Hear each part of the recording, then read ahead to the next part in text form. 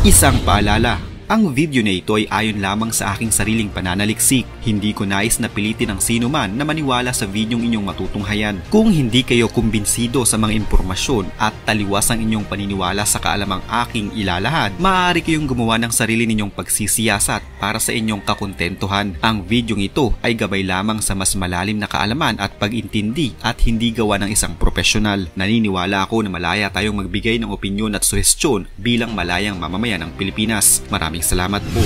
Ang Pilipinas ay isang bansang bahagi ng tinatawag na Pacific Ring of Fire, isang rehiyon sa mundo na kilala sa madalas na pagputok ng bulkan at paggalaw ng mga tectonic plate na nagdudulot ng mga lindol. Dahil dito, halos lahat ng bahagi ng bansa ay nasa panganib ng pagyanig, ngunit may ilang probinsya na mas madalas at mas malakas na tinatamaan ng mga lindol dahil sa kanilang geolohikal na lokasyon. Ang pag-unawa sa mga lugar na ito ay mahalaga upang maihanda ang mga mamamayan laban sa mga posibleng sakuna at upang mapalakas ang kahandaan at kaligtasan ng mga komunidad.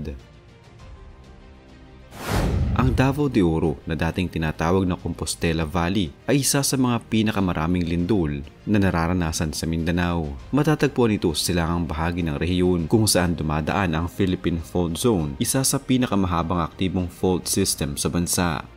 Ang fault na ito ay dumaraan sa iba't ibang lalawigan mula Luzon hanggang Mindanao at isa sa mga segment nito ay sumasaklaw sa Davao de Oro at kalapit ng mga probinsya gaya ng Davao del Norte at Davao Oriental.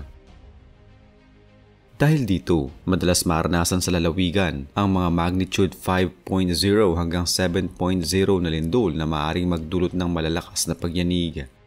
Bukod sa pangunahing fault, may iba pang mga sanga ng fault sa loob ng Davao de Oro na patuloy na aktibo. Ang heograpiya ng probinsya ay bulubundukin kaya kapag may lindol, karaniwan ding nagkakaroon ng pagguho ng lupa, bitak sa kalsada at pagkasira ng kabahayan. Ang mga bayan ng Moncayo, Compostela at Nabunturan ay ilan sa mga lugar na madalas makaramdam ng paggalaw ng lupa. Nitong mga nakaraang taon, maraming lindol na may lakas na higit sa magnitude 6.0 ang tumama sa rehiyon, gaya ng sa 2023 at 2024 na nagdulot ng pinsala sa mga kabahayan at paaralan. Ang Surigao del Norte ay isang lalawigan sa hilagang Mindanao na matatagpuan sa pagitan ng Philippine Fault Zone at ng Philippine Trench. Dahil sa posisyong ito, halos palibutan ng probinsya ng mga aktibong linya ng bitak sa lupa at sa ilalim ng dagat. Ang Philippine Fault ay dumaraan mismo sa Surigao City, na siyang sentro ng kalakalan at kabuhayan ng lalawigan. Noong 10 ng Pebrero 2017, yumanig dito ang isang magnitude 6.7 na lindol na sumira sa mga tulay, gusali at kalsada sa Surigao City. Maraming residente ang nawala ng tirahan at ang ilang lugar ay nakaranas ng liquefaction kung saan ang lupa ay naging parang likido dahil sa lakas ng pagyanig. Bukod sa mga lindol sa lupa, madalas ding magkaroon ng offshore earthquake sa karagatan ng Surigao, malapit sa Philippine Trench na may posibilidad ding magdulot ng tsunami. Ang Surigao del Norte ay bahagi ng tinatawag na seismic corridor ng Mindanao, isang lugar na laging aktibo sa mga tectonic movement. Dahil dito, patuloy na pinaalalahanan ang mga residente na magkaroon ng kaalaman sa earthquake preparedness at disaster risk reduction upang mabawasan ang panganib sa mga susunod na malalakas na lindol. Ang Bohol ay isang lalawigan sa gitnang Visayas na may mayamang kasaysayan, ngunit isa rin sa mga lugar na malaki ang panganib sa lindol. Ang pinakamatinding lindol na tumama dito ay noong Oktubre 15, 2013 na may lakas na magnitude 7.2. Ang lindol na iyon ay nagmula sa East Bohol Fault, isang fault na hindi pa noon natutukoy ng mga siyentipiko. Ang paggalaw ng fault na ito ay nagdulot ng malawakang pagkasira, libu-libong kabahayan ang gumuho, maraming simbahan mula sa panahon ng Espanyol ang nawasak at nagkaroon ng mga bitak sa lupa na umabot ng ilang kilometro ang haba. Dahil sa limestone o batong apog na bumubuo sa karamihan ng isla, madalas ding maganap ang sinkhole o biglang pagguho ng lupa kapag may lindol.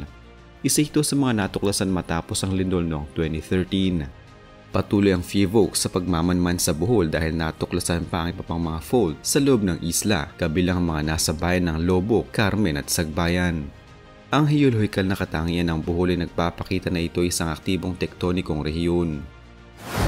Ang Leyte ay isa sa mga lalawigang direktang tinatahak ng Philippine Fault Zone, partikular sa tinatawag na Leyte segment.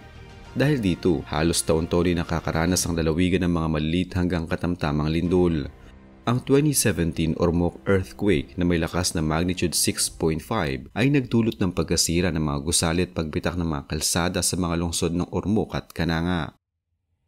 Ang fault line na dumaraan sa Leyte ay isang strike-slip fault. Ibig sabihin, ang mga bloke ng lupa ay dumudulas ng pahalang sa isa't isa. Ang ganitong galaw ay maaaring magdulot ng malalakas at mababaw na lindol na kayang magwasak ng mga struktura.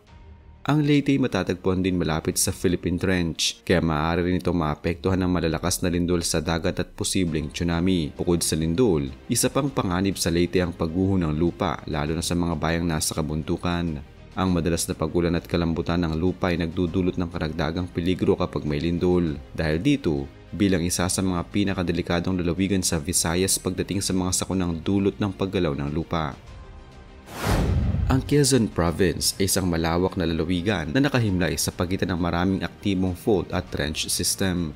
Sa kanlurang bahagi nito ay matatagpuan ang Philippine Fault Zone, samantalang sa hilaga naman ay ang Kasiguran Fault at sa silangan ay ang Philippine Trench, isa sa pinakamalalim na bahagi ng karagatan sa buong mundo. Dahil sa posisyong ito, ang Quezon ay maaaring maapektuhan ng parehong lindol sa lupa at lindol sa ilalim ng dagat. Bagamat bihira ang malalaking lindol dito kumpara sa iba, ang potensyal ng isang malakas na lindol ay napakataas. Ang mga bayan silangang bahagi ng Quezon gaya ng Infanta, Real at Polillo Island ay nasa panganib din ng tsunami kung sakaling magkaroon ng malakas na lindol sa Philippine Trench. Ang lokasyon ng probinsya sa pagitan ng Luzon at Pacific Plate boundary ang dahilan kung bakit ito ay isa sa mga silent but high-risk zones ng bansa. Ang Metro Manila o NCR ay isa sa mga pinakadelikadong lugar sa bansa pagdating sa lindol. Hindi lamang dahil sa lokasyon nito kundi pati na rin sa dami ng tao at gusaling nakatayo rito. Sa ilalim mismo ng kalakhang ito dumaraan ang West Valley Fault, isang aktibong linya ng bitak na kayang maglikha ng malakas na lindol na maaaring umabot sa magnitude 7.2. Dumadaan ito sa mga lungsod ng Quezon City, Marikina, Pasig, Taguig, Muntinlupa at maging sa ilang bahagi ng Bulacan, Rizal, Laguna at Cavite. Ang West Valley Fault ay tinatayang gumagalaw kada 400 hanggang 600 taon at ayon sa PHIVOLCS, huling gumalaw ito mahigit 350 taon na nakakalipas. Ibig sabihin, malapit na itong umulit.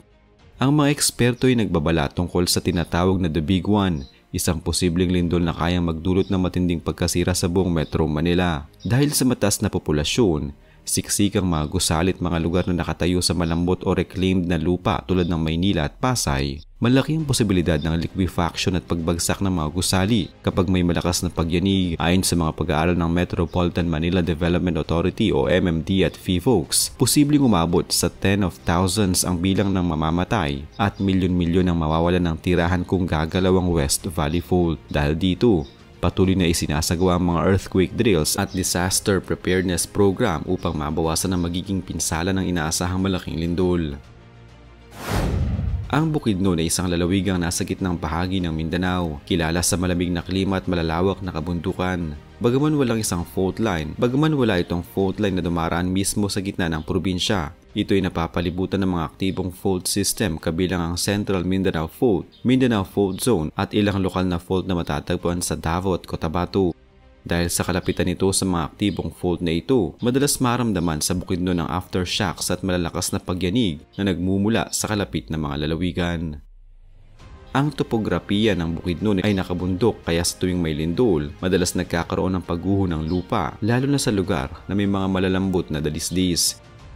Bukod dito, dahil patuloy ang urbanisasyon ng Bukidnon, tumataas din ang panganib dahil mas maraming strukturang maaaring maapektuhan ng lindol. Ang rehiyon ng Cotabato ay isa sa mga pinakaaktibong seismic zone sa buong bansa. Dumaraan dito ang ilang malalaking linya ng bitak gaya ng Cotabato Fault System, Makilala, Malungon Fault at ang sangay ng Central Mindanao Fault. Ang mga fault na ito ay responsable sa ilang malalakas na lindol na yumanig sa Mindanao nitong mga nakaraang taon. Noong 2019, sunod-sunod na 3 malalakas na lindol ang tumama sa Cotabato at mga karatig lugar. Ang mga bayan ng Tulunan, Makilala at Kidapawan ang pinaka-naapektuhan kung saan libu-libong bahay at gusali ang gumuho. Maraming lugar ang nagkaroon ng mga ground fissures, bitak sa lupa na umabot ng daan-daang metro at maraming bahagi ng bundok ang gumuho. Ang serye ng mga lindol na ito ay nagdulot ng pagkasira ng mga kalsada, paaralan at simbahan at libu-libong residente ang nawalan ng tahanan. Patuloy na minomonitor ng FIVOC sa mga fault dito dahil may posibilidad na muli silang gumalaw sa hinaharap. Ang Benguet na kinabibilangan ng Baguio City ay isa sa mga pinakamapanganib na lugar sa Luzon pagdating sa lindol.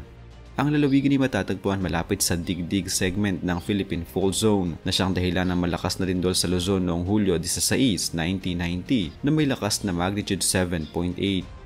Ang lindol na ito ang isa sa pinakamatinding kalamidad sa kasaysayan ng bansa. Nagdulot ito ng pagbagsak ng maraming gusali sa Baguio, kabilang mga hotel, paaralan at tulay at kumitil ng mahigit 1,000 buhay. Ang Baguio City nakatayo sa ibabaw ng mga naipong bato at lupa na madaling maapektuhan ng pagyanig. Dahil dito, mas lumalakas ang epekto ng lindol kahit hindi naman direktang nasa ibabaw ng fault line. Ang mga bundok ng Benguet ay matarik at madaling gumuho kapag nagkaroon ng malakas na paggalaw ng lupa. Kaya isa rin ito sa mga lugar na may mataas na landslide risk. Hanggang ngayon, ramdam pa rin ng Benguet ang maliliit na lindol o aftershocks at patuloy itong binabantay ng mga seismologists. Ang Davao Oriental ay matatagpuan sa silangang dulo ng Mindanao, kung saan nagbabangga ng dalawang malalaking tectonic plate, ang Philippine Sea Plate at ang Sunda Plate. Ang rehiyong ito ay direktang nakaharap sa Philippine Trench, isang malalim na bahagi ng dagat kung saan patuloy na lumulubog ang isang tectonic plate sa ilalim ng isa pa.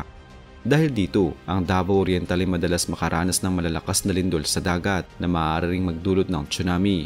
Bukod sa trench, dumaraan din sa kanlurang bahagi ng probinsyang Philippine Fault Zone kaya maaari rin ito maapektuhan ng mga lindol sa lupa. Sa kabuuan, ang mga probinsya ng Davao de Oro, Surigao del Norte, Bohol, Leyte, Quezon, Metro Manila, Bukidnon, Cotabato, Benguet at Davao Oriental ay kabilang sa mga pinaka-nililindol na lugar sa Pilipinas dahil sa kanilang kalapitan sa mga aktibong fault at trench. Ipinapakita nito na ang mga lindol ay hindi maiiwasan, ngunit ang kahandaan, kaalaman at disiplina ng bawat mamamayan ang susi upang mabawasan ang pinsala at maiwasan ang pagkawala ng buhay. Sa pamamagitan ng patuloy na edukasyon, tamang urban planning at koordinasyon sa mga ahensyang tulad ng FIVOC at NDRRMC, maaari nating mapanatili ang kaligtasan ng ating mga komunidad kahit sa harap ng mga likas na panganib tulad ng lindol.